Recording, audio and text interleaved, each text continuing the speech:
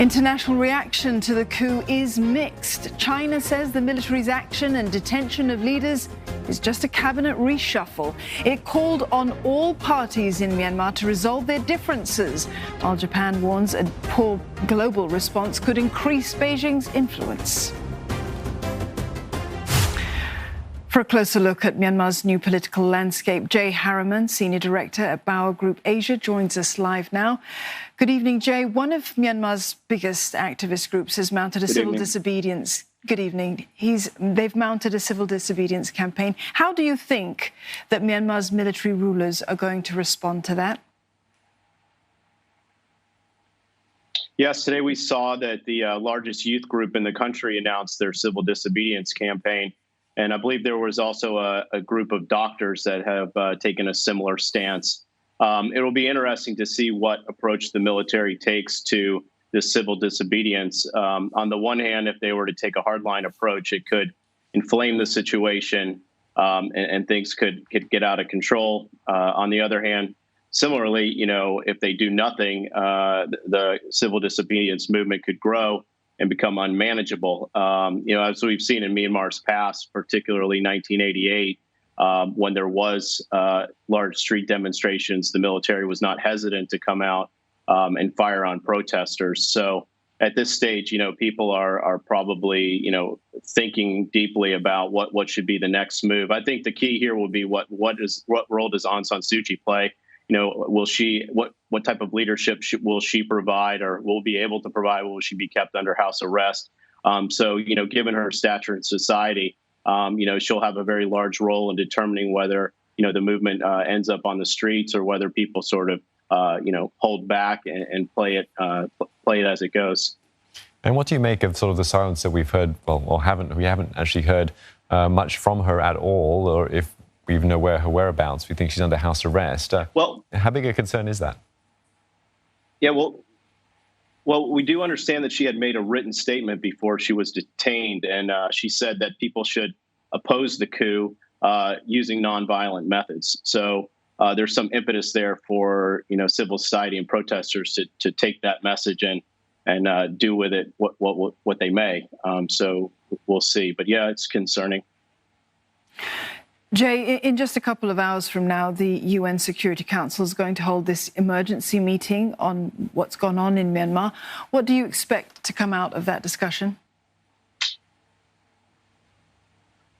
Well, the UN Special Rapporteur has already come out strongly and condemned the coup. I think from this meeting, we're probably likely to see a mildly worded statement, something along the lines of hoping for a peaceful, progress and outcome, some reconciliation. The issue at the UN is that the Security Council, the Big Five, are not, don't see the situation along the same lines. You've got Russia and China, which are unlikely to support any sort of strong punitive measures against the junta. Then on the other hand, you've got the U.S., UK, and France that would be more inclined to make condemnations and harsh statements. So, you'll have that. So whatever outcome it is, it will probably be some balance between the interests of those five countries. The junta being the military in this case. Japan says, though, if the world's response to the coup closes channels for communications, it could push Myanmar into the arms of China. What do you think of that? The Japanese are very astute diplomatically, obviously in this region, more so than I would say we've seen in the past with the United States and other Western countries. If you look back before 2011, when the U.S. had imposed sanctions, they were not effective in generating political change in the behavior of the junta.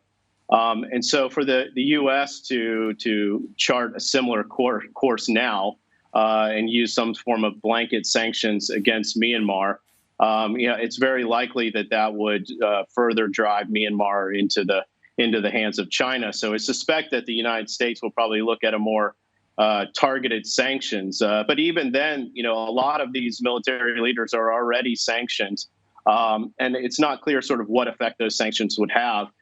So, the Western countries will be best to try to strike a more balanced arrangement that learns from the past failures of sanctions, and tries to avoid the risks of, allowing China to fill the vacuum. It'll be a very tricky road for Western countries to walk on this one. Jay, the coup arguably puts Myanmar's economy at some risk, particularly perhaps in the area of foreign direct investment. Will the fallout reverberate beyond the country and perhaps to other ASEAN member nations? I mean, what other repercussions do you anticipate for ASEAN? I think for ASEAN, what we've seen thus far is most ASEAN countries have not condemned the coup. Most likely because most of them tend to be authoritarian leaning. And it's also ASEAN protocol not to, interfere in the internal affairs of other countries.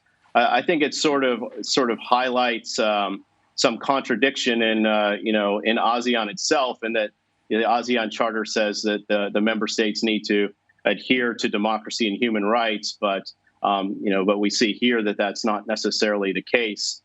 So it sort of does highlight that apparent contradiction. And I think as far as a reverberation to other countries, I think, looking where I am in neighboring Thailand, we've seen some Myanmar nationals have come out today to protest against the coup here in Bangkok. And then if you look historically, along the border with Thailand, there's been, for over 30 years, refugee camps due to Myanmar's previous political instability. So if there's heightened unrest and civil political unrest, we could see, another wave of refugees crossing the border, which would create problems for the Thai government. Economically, it's not going to be helpful in the short term. I think it'll depress business consumer confidence. I think Western countries will be very reluctant to invest. They'll be worried. Companies will be worried about reputational risk and compliance. But I think other governments in the region, they'll continue business as usual. China, other countries in ASEAN. I think most foreign investment into Myanmar, the largest countries are Singapore and Hong Kong. So I don't think that there'll be that investment may not stop flowing. And as well with China, China's a very large investor in Myanmar, and so that should continue. But the economy's been flatline growth due to COVID, and poverty's been rising. So I don't think in the short term that the coup will help the situation. Anyway, thanks for your insight and analysis this evening. Jay Harriman, Senior Director at the Bao Group Asia, speaking to us from Bangkok.